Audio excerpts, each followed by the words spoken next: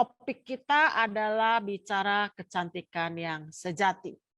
Ya, kalau bicara kecantikan yang sejati, apa sih sebetulnya kecantikan yang sejati itu? Ya, orang sering mengatakan yang namanya cantik itu adalah yang kurus, tinggi, langsing, putih, gitu ya. Yang mungkin seperti Barbie, ya. Ada juga orang mengatakan bahwa kecantikan sejati itu adalah yang memang menjadi perempuan ideal, ya, yang memang dikagumi oleh banyak orang. Nah, sekarang kalau kita boleh melihat, gitu ya, saya mengajak kita untuk berdiskusi dengan topik ini.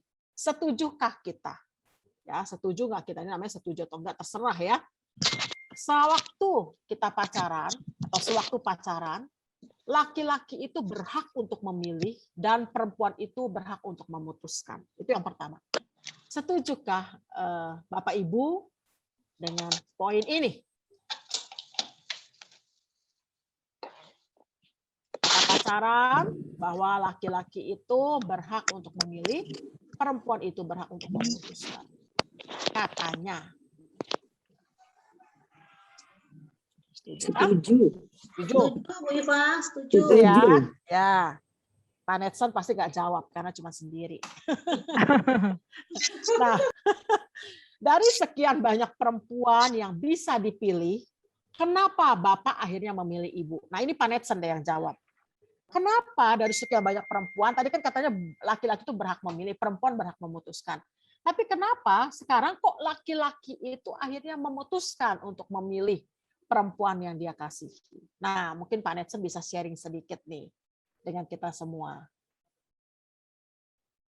Ya, Ya. terima kasih Bu Eva. Ada sekian banyak perempuan yang bisa dipilih. Kenapa Bapak akhirnya memilih? Ya, masing-masing orang tentu punya keputusan yang beda. Ada yang memilih ya, karena ya, pertimbangan-pertimbangan yang logis bagi dia, barangkali dari sisi tadi ya, dari sisi hatinya seperti apa. Ada yang dari sisi wataknya, ada yang dari sisi keluarganya dan sebagainya. Tapi kalau ditanya kepada saya lebih memilih kenapa? Karena kesetiaan dalam melayani Tuhan itu yang saya lihat. Oke, makasih Bu Iva. Terima kasih ya. Ya, tepuk tangan. Jadi Ibu Yemi mah luar biasa nih ya dalam pelayanan ya. Tepuk tangan buat Ibu Yemi mah. Nah, sekarang dari ibu-ibu, ada nggak ibu-ibu tahu ya, atau ibu-ibu pernah tanya, Pak, kenapa sih Papa tuh memilih aku? Gitu. Nah, sekarang mewakili ibu-ibu nih, yang mungkin pernah nanya sama suami, lalu suami itu jawab, oh ya, karena kamu begini mah. Nah itu, ayo boleh dibagikan. Siapa ibu-ibu yang mau bagiin? Ketiama dulu. Bu Iva, kalau saya tanya suami saya, dia jawabnya gini, karena kasihan lihat kamu. Karena kasihan gitu.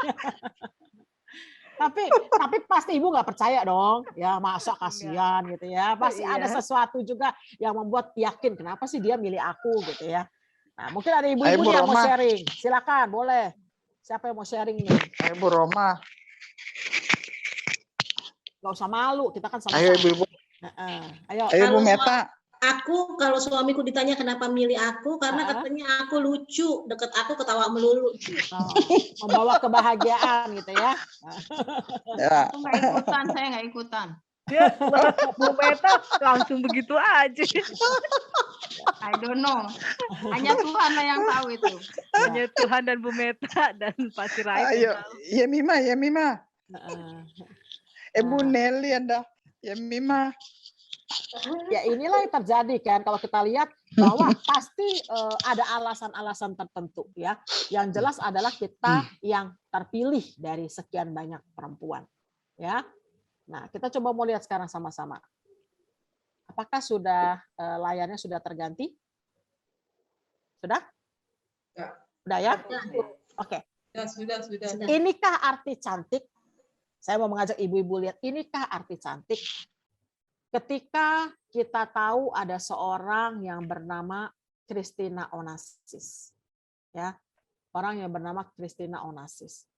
Dia itu mempunyai wajah yang sangat cantik. Ya, Christina Onassis punya wajah yang sangat cantik. atau kalau orang dikatakan kekayaannya banyak. Jadi ini paket komplit lah kira-kira, ya. Sudah sangat cantik, kekayaannya pun banyak. Ya, jadi cantik, kekayaan banyak. Nah, apa yang terjadi di dalam hidup Christina Onassis ini? Ya, ayahnya itu meninggalkan harta warisan yang berlimpah buat dia. Ya, ayahnya meninggalkan harta warisan yang berlimpah. Sorry, berganti. Ya, oke. Ayahnya meninggalkan harta warisan yang berlimpah, antara lain kapal pesiar pribadi dan pulau milik pribadi. Jadi kita bisa bayangkan seorang yang cantik, ya, seorang yang memiliki harta berlimpah, ya, seorang yang pasti banyak dipuja di sana sini, ya. Sekarang dia mengalami satu pergumulan bahwa cantik itu bukan segalanya. Bahwa cantik itu bukan sesuatu yang membuat dirinya bahagia. Ya. Nah, kita tadi di awal mengatakan orang cantik itu adalah ketika seperti Barbie, orang cantik itu ketika punya kekayaan, orang cantik itu ketika dia punya segalanya.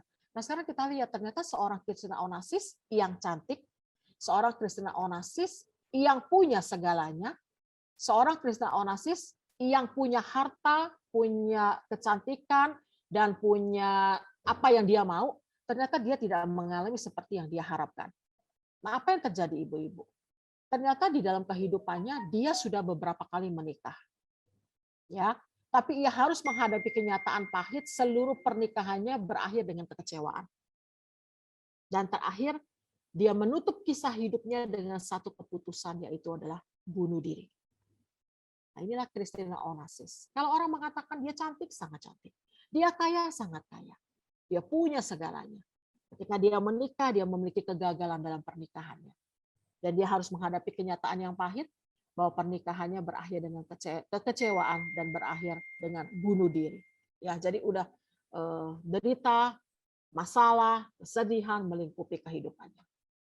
Nah, saya katakan tadi ketika Pak Netson sharing tentang Ibu Yemima yang dipilih, gitu ya, atau Ibu Riama sharing, atau ibu-ibu di dalam batinnya mengatakan, ini loh ada sesuatu yang membuat saya terpilih oleh suami saya. Ada sesuatu yang aku kagumi. Ada sesuatu yang hebat yang dimiliki di dalam dirinya. Itu satu statement, baik dari pria maupun dari wanita yang menjalin hubungan. Ya, ada sesuatu yang aku kagumi, ada sesuatu yang hebat yang dimiliki dalam dirinya. Kalau kita buka Amsal 31, ya ibu-ibu ya, ini Amsal yang sering sekali, bahkan sudah beberapa kali dibedah oleh almarhum Pak Bigman. Amsal 31 ayat 10 sampai 31. Kita nggak akan baca semua, saya akan baca beberapa ayat gitu ya. Nah, di ayat 10 sampai 12. Kita lihat ya, ayat 10 sampai 12. Istri yang cakap siapakah akan mendapatkannya? Ia lebih berharga daripada permata. Hati suaminya percaya kepadanya. Suaminya tidak akan kekurangan keuntungan. Ia berbuat baik kepada suaminya dan tidak berbuat jahat sepanjang umurnya. Nah, inilah ada satu kecakapan yang aku kagumi dari perempuan ini. Ini salah satu poin kecantikan yang sejati. Ada suatu kecakapan yang aku kagumi dari perempuan ini. Sehingga di dalam poin ini ayat 11, suaminya atau pria itu percaya kepadanya. Ada satu trust yang diberikan kepada perempuan yang dikagumi tadi. Kenapa? Ada satu kecakapan, ada satu hal yang tidak dimiliki oleh perempuan-perempuan yang lainnya. Berikutnya, dalam bahasa Ibrani, kata yang digunakan untuk cakap adalah hayel. Ya, hayel itu kalau kita jabarkan di dalam pembacaan ini adalah perempuan yang memiliki semua kebenaran, kehormatan, dan kekuatan untuk melakukan semua hal yang ada di dalam Amsal ini. Jadi dia melakukan kebenaran, dia melakukan kehormatan, dan dia memilikinya, serta kekuatan. Nah, inilah satu kelebihan yang definisi dikatakan cantik. Ya, kebenaran, kehormatan, kekuatan. Dan yang kedua, suatu kuasa yang besar dan hebat, sekaligus juga menggambarkan kerahiman seorang perempuan. Nah, ini di dalam Amsal 12 ayat 4 dan Rut 3 ayat 11. Ya, kita bersyukur ketika Tuhan menganugerahkan kita sebagai seorang perempuan. Ada orang mengatakan, aku tidak mau jadi perempuan. Aku lebih memilih menjadi laki-laki. ya. Tapi perempuan di sini dikatakan ada kuasa yang hebat dan besar. Kerahiman seorang perempuan seperti apa? Di Amsal 12 kalimat yang begitu menarik dituliskan, istri yang cakap itu mahkota suaminya. Tetapi yang membuat malu adalah seperti penyakit yang membusukkan tulang suaminya. Ada satu kekuatan yang Tuhan berikan. Ada satu anugerah yang Allah percayakan kepada diri seorang perempuan. Ya, kalau kita sekarang ada di dalam persekutuan, itu pun juga kita bersyukur bahwa kita boleh bersekutu, bukan warga kelas 2. Ya, tetapi Allah begitu mengasihi perempuan dan Dia menciptakan perempuan itu menjadi penolong bagi laki-laki. Sehingga wanita seperti inilah yang mempunyai nilai yang tinggi, bahkan lebih daripada permata. Nilai yang sama yang diberikan kepada hikmat. Itu di Amsal 3 ayat 15. Jadi betapa berharganya perempuan yang memiliki kecantikan yang sejati. Dari tadi saya ungkapkan tidak ada saya singgung-singgung tentang cakep, ya. Tidak ada saya singgung-singgung tentang cantik bersolek begitu ya. Tetapi bagaimana lahir dari diri seorang perempuan, kehormatan, kebenaran, kekuatan, ya, kekuasaan yang besar dan hebat itu lahir dari diri seorang perempuan. Jadi kalau selama ini kita menganggap bahwa perempuan itu adalah kurang berharga, kita salah besar. Perempuan itu berharga. Tuhan memberikan perempuan sama dengan laki-laki, hanya berbeda fungsi. Kita menjadi penolong yang sepadan untuk laki-laki yang Tuhan tempatkan dalam hidup kita. Ya. Nah, yang berikutnya adalah saya ambil di ayat 13 sampai 20. Di situ menggambarkan seorang perempuan atau istri di Amsal itu adalah seorang yang khail. Dia cakap sebagai seorang pekerja. Dia melayani dengan setulus hati. Dia tidak ngedumel. Ya, jadi contohnya apa kira-kira? Ya, ibu-ibu tahu di poin 1 ini. Dia cakap sebagai seorang pekerja, dia melayani dengan setulus hati, tapi dia juga nggak ngedumel. Seperti apa kira-kira? Bisa kasih contoh? Seperti apa? Nggak ngedumel. Boleh? Siapa saja ibu-ibu boleh share. Menyiapkan makanan setiap hari. Menyiapkan makanan setiap hari. Oke, itu Ibu Mima. Yang lain? Seperti apa kira-kira? Yang merasa semuanya kewajibannya sebagai ibu. Melakukan semualah tugas ibu. Semuanya. Oke. Menyiapkan makanan, melakukan tugas semuanya sebagai ibu. Ada lagi? Seperti seorang wanita yang bekerja di kantor tapi juga bisa menghandle kerjaan di rumah, Bu. Ya, itu. Multitasking. Ya, multitasking.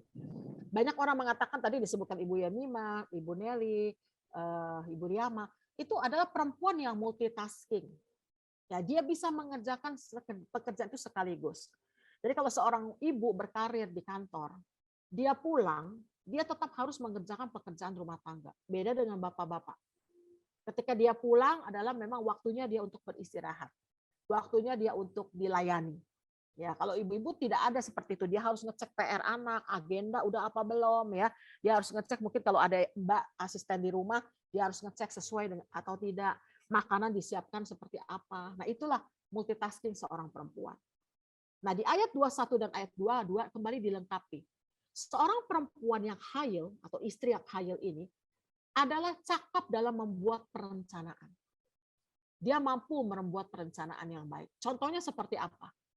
Saya ada bagan yang coba sama-sama kita lihat ibu-ibu. Bagan ini. Dalam hidup kita ada 4 hal di dalam perencanaan. Ada hal yang penting dan mendesak. Ada hal yang tidak penting tapi mendesak. Ada hal yang penting tidak mendesak. Ada hal yang tidak penting dan tidak mendesak.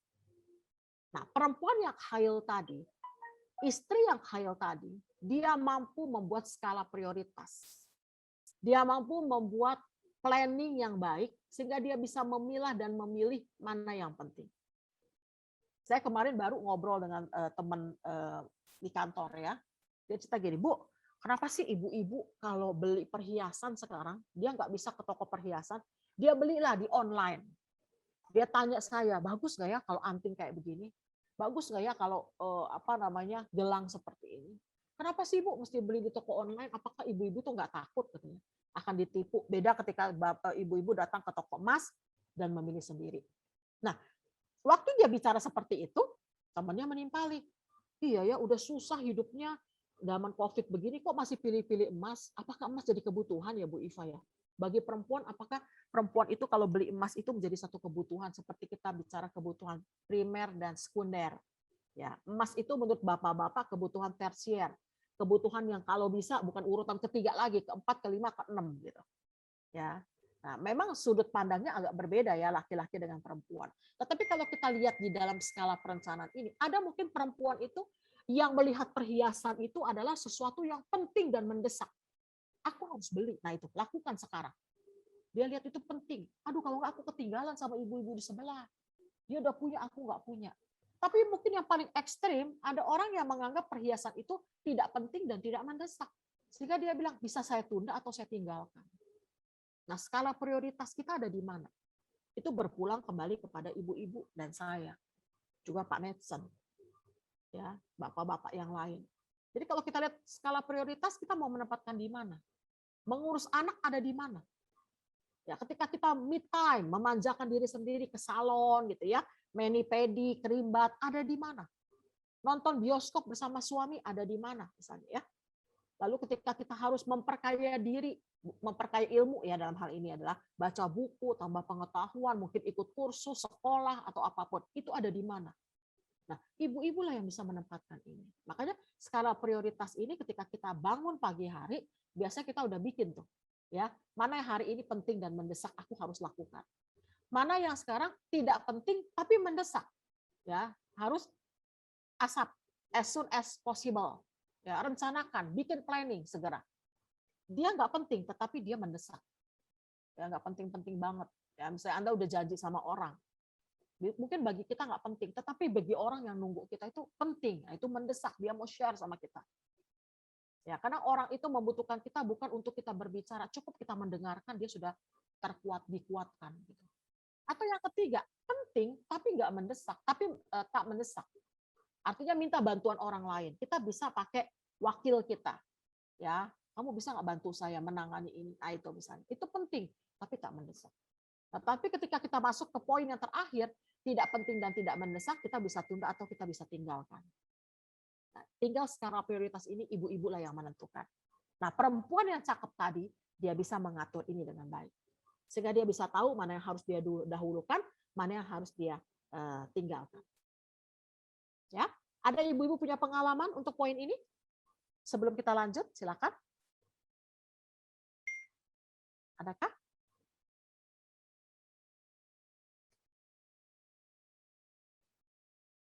Oke. Kalau tidak ada, nanti sambil kita diskusi ya, mungkin di akhir ya. Nah, berikutnya, kita bicara kecantikan yang sejati di ayat 25. Ya. Seorang perempuan atau istri yang khail tadi, atau yang cakep tadi, adalah seorang yang memiliki semangat dan daya juang tinggi. Sebab dia selalu optimis terhadap masa depan kehidupan keluarganya.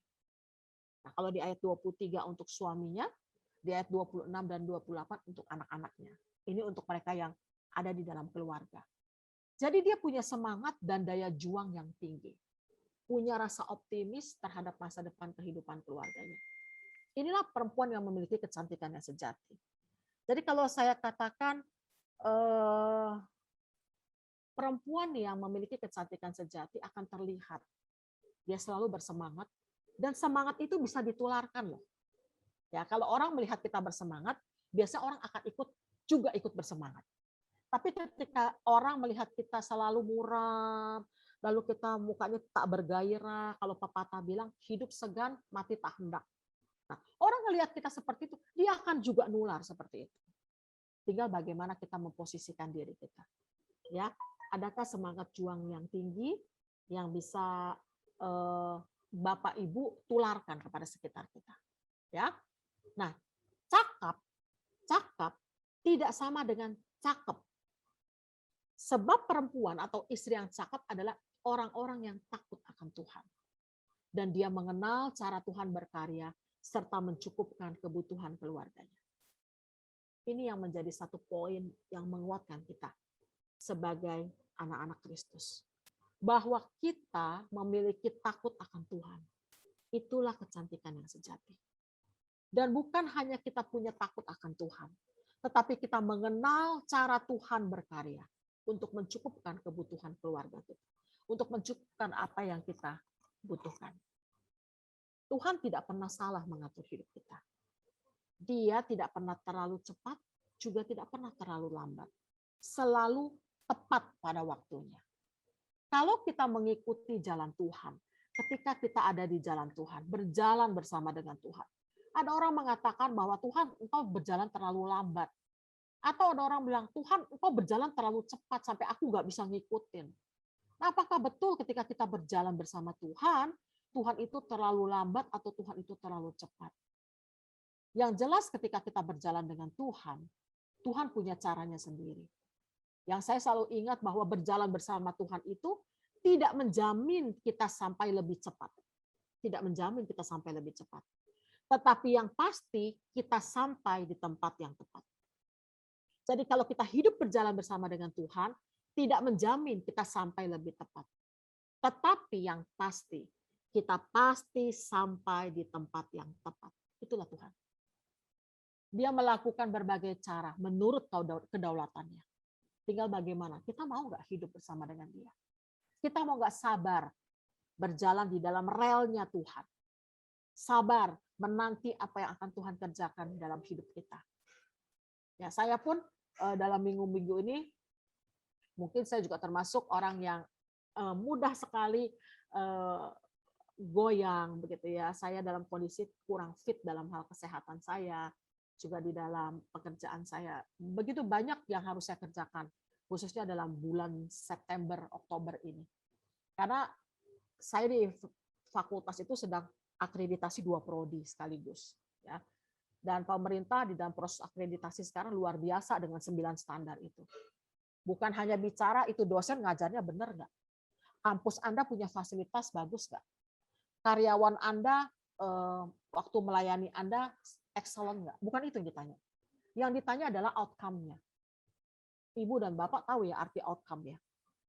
Artinya adalah alumni Anda ketika bekerja, bekerjanya tepat nggak sesuai dengan bidang kuliahnya. Misalnya kalau saya di akuntansi dan manajemen, benar nggak dia kerja di bidang akuntansi? Lalu dia benar nggak anak manajemen itu bekerja di bidang manajemen? Jangan-jangan nanti dia bekerja di pertambangan minyak misalnya. Jangan-jangan dia akuntansi bekerja akhirnya bukan sebagai seorang akuntan, tetapi dia bekerja misalnya berjualan. Ya. Nah, waktu itu udah ditanya, kedua dia tanya, waktu bekerja itu sesuai apa enggak? Lalu perusahaan tempat dia bekerja puas nggak akan hasil pekerjaan alumni kamu? Kamu harus tanya dia. Kamu harus bikin satu bukti pernyataan bahwa si pemilik perusahaan itu, owner itu sesuai dan puas dengan pekerjaan alumni kamu. Bayangin, betapa susahnya kita mengisi akreditasi 9 standar itu. Saya udah setiap hari rasa, aduh Tuhan, saya mesti apa lagi, saya mesti gimana. Karena saya mesti handle 2 prodi ini kan. Ketuanya kan saya pasti, karena sebagai dekan pasti harus bertanggung jawab 2. Nah di satu sisi saya sedang mengerjakan disertasi. Yang setiap hari si profnya itu rajin banget nanya saya, Ibu udah baca buku ini belum? Ibu alat ukurnya tambahin ini ya. Ibu kayaknya Ibu cocok dengan judul ini. Ya, dengan poin tambahin ini, Bu. Variabelnya boleh nggak Ibu tambahin seperti ini? Kuesioner Ibu udah diuji apa belum? Saya setiap hari, makanya saya suka bilang sama suami, rasanya saya malu banget gitu loh.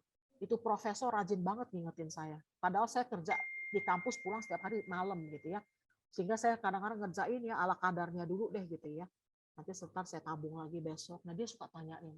Nanti dia kirimlah buku ke saya. Bu ini baca ya Bu, ada 3 buku. Rasanya cocok buat Ibu melengkapi disertasi Ibu. Bu ini ada seminar, silakan Ibu datang. Ya itu pekerjaan saya setiap hari. Tapi saya pikir ya inilah yang harus saya lakukan. Saya harus optimis, saya harus punya semangat, saya harus punya daya juang. Karena buat saya inilah tanggung jawab yang Tuhan berikan. Kan tadi ya ada skala prioritas ya. Nah itulah skala prioritas saya ibu-ibu. Saya mesti melakukan apa? Nggak bisa ketika saya katakan saya udah studi ya, lalu saya bilang udahlah bodo amat lah. Ya ini kan studi boleh diterusin boleh enggak. Ya, saya pelayanan bodo amat lah, orang juga ngerti kali kalau saya nggak pelayanan bahwa saya lagi begini. Nah kan bisa aja kita excuse seperti ini. Tetapi saya pikir ketika kita bicara takut akan Tuhan, ketika kita bicara bagaimana Tuhan berkarya dalam hidup kita, rasanya kita pasti malu ya meninggalkan itu. Dan saya waktu saya berdoa pun saya pikir, Tuhan, saya dapat pembimbing profesor yang biasanya kalau saya bimbing mahasiswa saya nih, saya kejar-kejar tuh mahasiswa. Tuh mahasiswa santai banget gitu ya. Saya tanya, bab 1-mu kapan mau diserahin?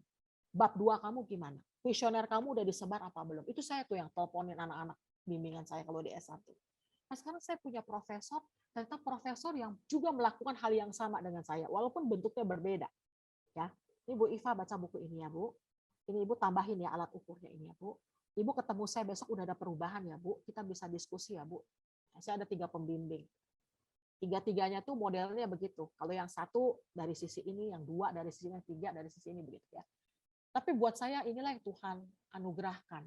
Sehingga saya mau belajar untuk mengenal cara Tuhan berkarya dalam hidup saya dan yang mencukupkan kebutuhan saya secara pribadi, juga keluarga saya. Jadi kita mau mempercayakan kepada Tuhan. Ya, ibu-ibu ya, kita sama-sama belajar dengan pergumulan kita masing-masing. Yang berikutnya ada peranan perempuan atau istri seorang Kristen di dalam Amsal tadi. Saya boleh katakan yang pertama, dia itu berharga, lebih berharga daripada permata. Permata itu berharga. Ya, permata itu berharga. Ternyata seorang istri Kristen yang hidup takut akan Tuhan, dia disetarakan dengan sesuatu yang lebih berharga dari permata. Ya, di ayat 10. Istri yang cakap siapakah akan mendapatkannya? Ia lebih berharga daripada permata. Kalau permata kita anggap berharga, ternyata istri yang cakap itu lebih berharga dari permata. Yang kedua, dia dipercaya oleh suaminya. Dia membuat suami dan seisi rumahnya beruntung memiliki dia sebagai istri, sebagai ibu, sebagai nyonya rumah. Ada kepercayaan, ada rasa keberuntungan yang dimiliki oleh seluruh anggota keluarga. Ya. Yang ketiga, anak dan suaminya menyebutnya perempuan yang berbahagia. Bahagia itu adalah ketika orang juga bisa melihat bahwa hidupnya betul-betul bahagia. Bukan kelihatannya bahagia. Beda ya. Kelihatannya bahagia dengan betul-betul bahagia itu berbeda sekali. Kalau kita lihat orang, kayaknya dia bahagia ya. Padahal dia nggak bahagia. Tapi ketika di ayat 28 ini, anak-anaknya bangun dan menyebutnya berbahagia. Pula suaminya memuji dia. Artinya bahagia itu betul-betul lahir dari hati. Terpancar di dalam hidupnya. Bukan kelihatan bahagia, tetapi sungguh-sungguh bahagia. Itulah kecantikan yang sejati. Dan yang keempat, dia dipandang lebih istimewa dari perempuan lain. Sama seperti tadi kesaksian Pak Netsen. Ya, bagaimana memandang Ibu Yemima berbeda dari yang lain. Nah, seperti itulah. Ya, bahwa seorang perempuan yang memiliki kecantikan sejati ada pandangan yang istimewa yang melebihi dari perempuan lain. Makanya di awal tadi pertanyaan saya bahwa ada sesuatu yang berbeda yang dimiliki oleh dia yang nggak dimiliki oleh orang lain. Dan kenapa saya memilih dia? Kenapa saya memutuskan untuk iya terhadap dia? Ya, menerimanya itu karena ada keistimewaan yang tidak dimiliki oleh orang lain. Jadi perempuan yang sejati kita mau belajar 5K. 5K. Yang pertama K-nya adalah kesadaran akan peran dan panggilan. Apa sih peran kita sebagai perempuan? Apa sih panggilan kita sebagai perempuan? Sadar, itu kesadaran nomor 1. Yang kedua, kehadiran. Kehadiran yang dengan sadar dan sengaja memberikan dampak positif. Artinya ketika kita hadir dimanapun Tuhan menempatkan kita, kita sadar kenapa kita ada di sana, dan kita memberikan dampak yang positif. Kita memberikan sesuatu hal yang positif buat sekitar kita. Sehingga orang bisa melihat Kristus hidup di dalam hidup kita, dan orang bisa terbangun. Ada rasa kepercayaan, ada rasa sukacita, ada rasa optimis, ada rasa sesuatu yang berbeda ketika saya melihat dia. Ya, kadang-kadang kita akan melihat seseorang, kita rasa kalau lihat dia itu rasanya bawaannya adalah mau bersyukur ya sama Tuhan. Kalau lihat dia itu rasanya kita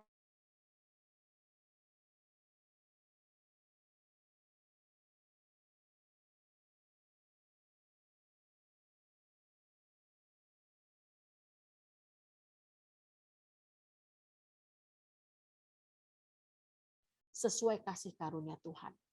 Apa yang Bapak Ibu punya? Kelebihan apa yang kita punya? Ayo tonjolkan itu. Jadikan itu bernilai bagi orang lain. Karena hidup bukan untuk diri kita sendiri. Hidup adalah untuk banyak orang. Sehingga bagaimana kita boleh mengasah keterampilan yang Tuhan kasih, lalu kita kembangkan sesuai kasih karunia Tuhan. Talenta apa yang kita punya? Ayo sama-sama kita melayani. Ya, jadi disinilah perempuan yang cakap, perempuan yang boleh memiliki sesuatu kekayaan batiniah, kecantikan yang lahir dari Allah sehingga menjadi kecantikan yang sejati itu punya hal-hal yang positif. Keempat, kerohanian yang terpelihara di dalam koridor takut akan Tuhan. Bagaimana memelihara kerohanian yang terpelihara itu? Ketika kita punya hubungan pribadi yang baik dengan Tuhan. Di dalam jalur, dalam koridor takut akan Tuhan. Dan yang kelima adalah keterbukaan untuk menerima dan meresponi perbedaan. Disertai spirit terbuka untuk terus belajar, membekali, dan memberdayakan diri. Ini mungkin agak sulit.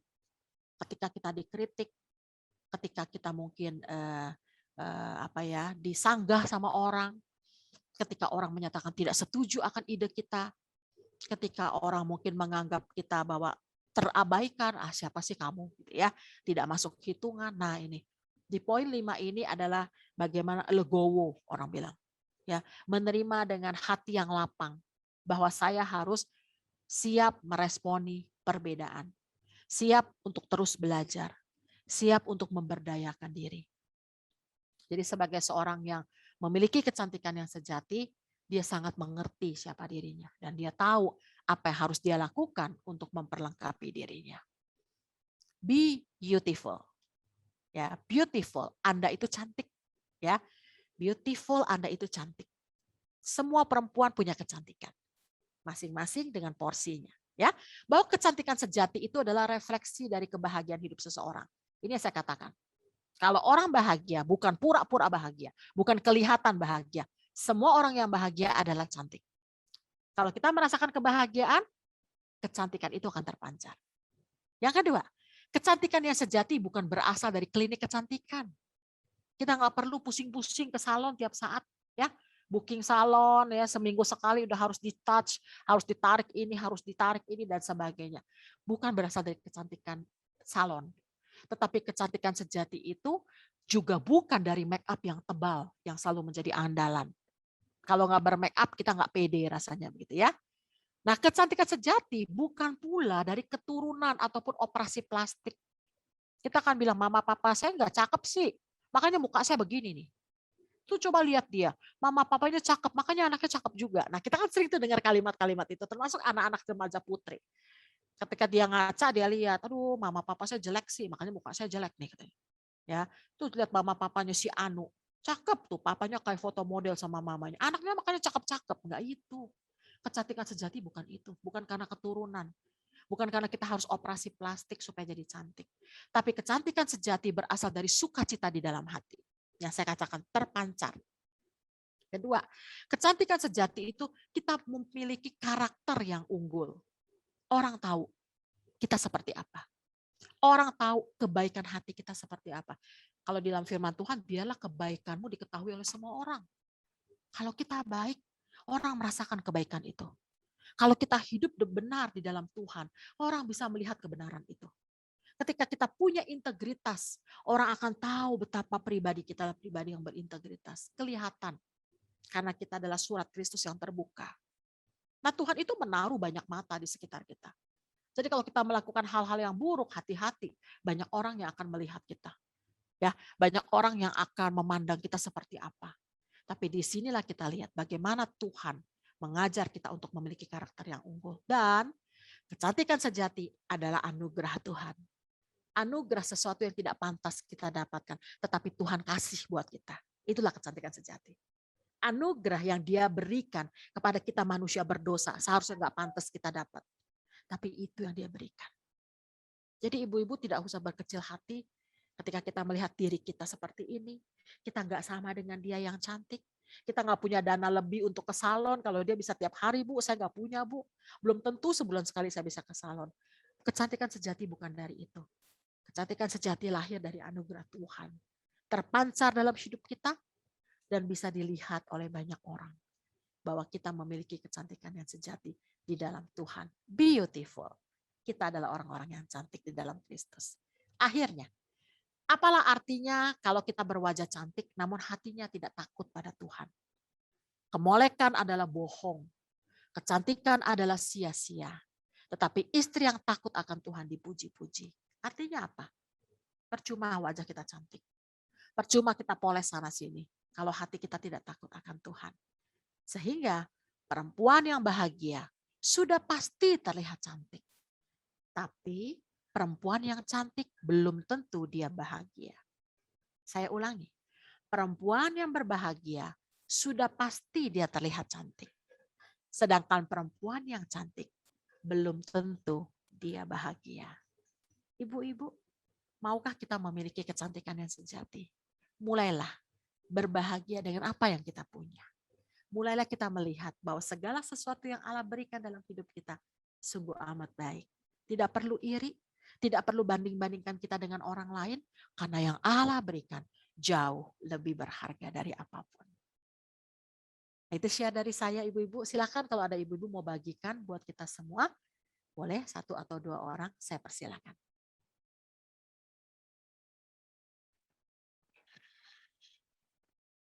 Ya, ibu-ibu, mungkin ada yang mau ditanyakan atau mungkin mau sharing tentang yang tadi saja baru disampaikan oleh Ibu Iva.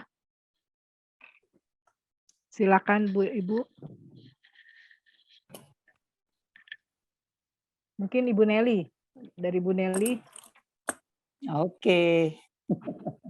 Selamat siang Bu Iva. Siang, Bu Nelly. Aduh, saya kalau tadi saya usahakan secepat-cepatnya kalau udah saya lihat Ibu Iva yang membawa firman Tuhan, saya waduh buru-buru sekali. Sampai saya tadi dipanggil-panggil Bu Nelly nggak saya jawab karena masih persiapan. Jadi banyak sekali yang Ibu paparkan ini ya, yang untuk kita istri ya. Tapi kami sudah tua Bu. Saya udah 41 tahun married ya. Jadi sebenarnya untuk perkawinan zaman kini sebenarnya ini Bu yang paling perlu.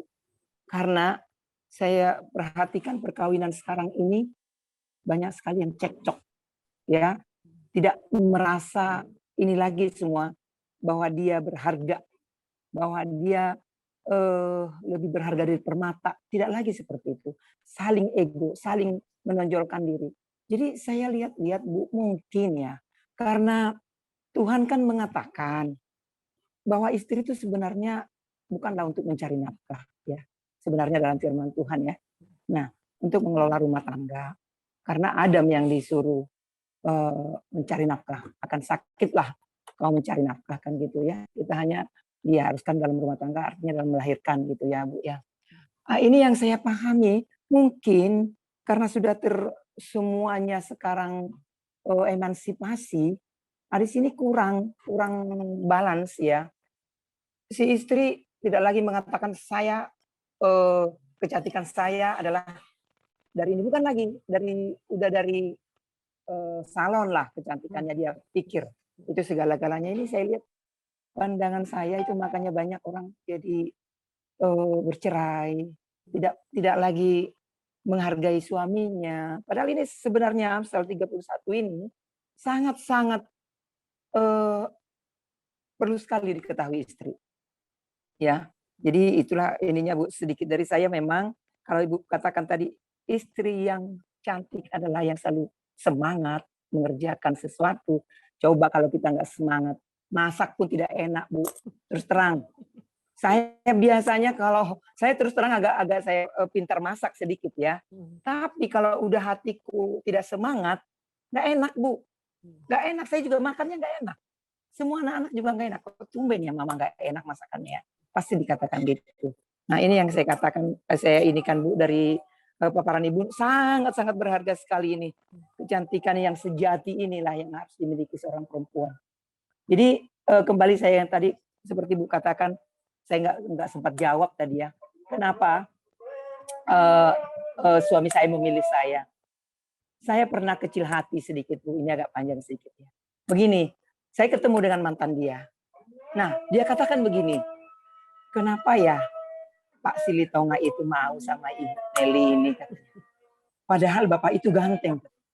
Padahal saya ketemunya sudah saya married 30 tahun ya. Saya bilang, saya dulu cantik. Saya bilang begitu. Saya mengurus dia, makanya dia jadi ganteng. Sebelumnya saya lebih cantik dari dia. Nah, berperang dalam hati saya. Akhirnya saya tanya, Pak, tadi si itu ketemu saya, mantanmu itu. Saya bilang. Dia bilang begini, saya kecil hati, Pak. Coba saya tanya sekarang, kenapa kamu memilih saya daripada dia? Saya begitu, saya emosi kan, Bu, ya. Kata dia, oh, ada satunya. Bahwa kamu mau saya bawa dari kegelapan ke dunia terang. Katanya. Karena memang kami muslim kan. Saya akan bawa kamu. Itulah yang, dan kamu setia sekali kamu kalau saya temuin kamu sholat. Kamu, saya kan di pesantren dulu ya. Nah, dia, kamu saya lihat berkerudung terus. Saya disitulah saya. Pasti akan saya tarik kamu menjadi ke dalam terang. Karena kamu setia sekali saya lihat kamu dalam sholatmu itu yang tidak berguna. Nah itulah makanya saya tarik kamu. Bukan karena mau cantik, tapi lebih cantik lagi dalam hatimu itu yang saya tunggu-tunggu. Nah itulah jawabannya, Bu. Terima kasih sharing saya sedikit. Ya, betul Bu. Ya, jadi kalau kita bicara kecantikan yang sejati, betul kalau anak-anak sekarang memang mereka mengatakan kalau mau cantik itu harus sakit. Makanya mereka rela kan ke salon, itu kalau kita lihat anak-anak sekarang masih muda-muda dia udah tato lah, dia udah apalah, pokoknya penting dia cantik. Jadi kecantikan itu identik dengan kesakitan. Kalau mau cantik mesti rela sakit. Ya, diet yang keras atau apapun itu. Nah, kita mau belajar nih kali ini bahwa kalau kita bicara punya kecantikan yang sejati, walaupun kita sudah berusia nih, kan kalau tadi Bu Nelly bilang aku udah 41 tahun menikah, ya pasti di dalam ruang ini juga pasti udah pada punya cucu ya, oma-oma ya, tetapi perlu diingatkan kepada anak-anak kita ya, kepada cucu-cucu kita bahwa optimisme, kebenaran, semangat itu akan terpancar di dalam hidup kita. Ya walaupun kita sudah menjadi opung, menjadi oma, tetapi cucu-cucu kita, anak-anak kita bisa melihat inilah mami saya yang luar biasa. Dia bisa menularkan semangat buat kami semua. Dia bisa membangun kita semua menjadi wanita-wanita yang juga hebat. Saya percaya. Ya, sehingga saya kalau mungkin saya karena saya bekerja ya Bu ya. Saya bekerja, orang pikir, aduh kalau bekerja itu enak ya, kalau kami di rumah cuma ngurus keluarga, boring banget. Gitu. Tetapi justru saya belajar dari ibu-ibu yang betul-betul full time mengatur rumah tangga, ya mengatur keluarga. Di situ juga ibu-ibu punya sesuatu yang harus diacungkan jempol. Ibu rumah tangga itu nggak ada yang namanya dapat THR, nggak ada. Dia nggak kayak kami ya, kami kalau Natalan dapat THR. Ibu rumah tangga nggak ada dapat THR. Lalu ibu rumah tangga itu jam kerjanya Bu dari terbit matahari sampai terbenam. Kalau kita di kantor ada jam kerja, digaji pula kita. Nah ibu-ibu di rumah tangga apa? Nggak digaji, kadang-kadang bahkan harus menyisakan yang dia punya kepada keluarganya. Ma, aku punya ini, mau beli ini, Ma. Aduh, padahal anggaran udah nggak ada. Ini uang sisa ke pasar nih yang Mama kumpulkan. Pasti kita akan beri itu buat anak kita. Itu ibu rumah tangga. Jadi salah besar kalau kemarin ada di TikTok ya, di TikTok mahasiswa cerita sama saya. Bu, profesi yang paling gampang apa katanya? Profesi yang paling gampang? Iya Bu, pekerjaan yang paling gampang. Lalu di TikTok itu di setel tuh sama mereka. Bu, ini jawabannya Bu. Pekerjaan yang paling gampang adalah ibu rumah tangga. Itu dibully loh sama netizen. Jadi ternyata ibu rumah tangga itu sekarang bukan dipandang sebelah mata kayak dulu. Orang nggak kerja itu paling enak ya di rumah, duduk-duduk, tidur-tidur, nonton sinetron, ketak-ketik remote gitu ya, nyalain AC gitu ya. Enggak. Ibu rumah tangga itu capeknya minta ampun. Yang saya katakan tadi, dia nggak punya jam kerja. Jadi ibu-ibu yang tidak bekerja, jangan kecil hati. Ibu-ibu punya kebanggaan yang luar biasa. Saya sering bilang sama mahasiswa saya, jangan kau anggap kau hebat ketika kamu punya sarjana manajemen, sarjana akuntansi. Tapi ibumu di rumah sana cuma lulusan SMP dan SMA, lantas kau pikir kau lebih hebat dari dia. Jauh. Kau nggak kalah, ibumu tuh nggak kalah, bahkan ibumu jauh lebih hebat dari kamu. Bisa melahirkan kamu loh, sarjana. Belum tentu kau nanti punya anak, anakmu bisa sarjana. Saya suka bilang sama anak-anak yang males-males itu ya, yang nggak menghargai ibunya, bapaknya berbanting tulang buat menyekolahkan mereka. Nah itu buat saya Bu Nelly bersyukur ya. Kalau tadi Ibu kembali ingatkan, betul kalau anak-anak sekarang mungkin gak lihat lagi bahwa istri, pasangan hidupnya lebih berharga dari permata. Betul. Nah tugas kita lah sekarang nih, mendidik generasi di bawah kita nih Bu, ingetin mereka. Ya, menikah itu adalah jatuh cinta berkali-kali kepada orang yang sama ya Bu. Ya, kalau anak-anak sekarang kan jatuh cinta berkali-kali kepada orang yang berbeda-beda. Atau jatuh cintanya lihat mana yang paling cakep ya itulah saya demenin. Ya enggak. Kalau kita dalam keluarga Kristen, kita jatuh cinta berkali-kali kepada orang yang sama. Dan itu tugas kita mengingatkan anak cucu kita. Ya, terima kasih Bu Nelly buat sharingnya. Mungkin ada lagi satu orang, satu ibu-ibu lagi yang boleh share untuk topik kita tentang kecantikan yang sejati. Silakan.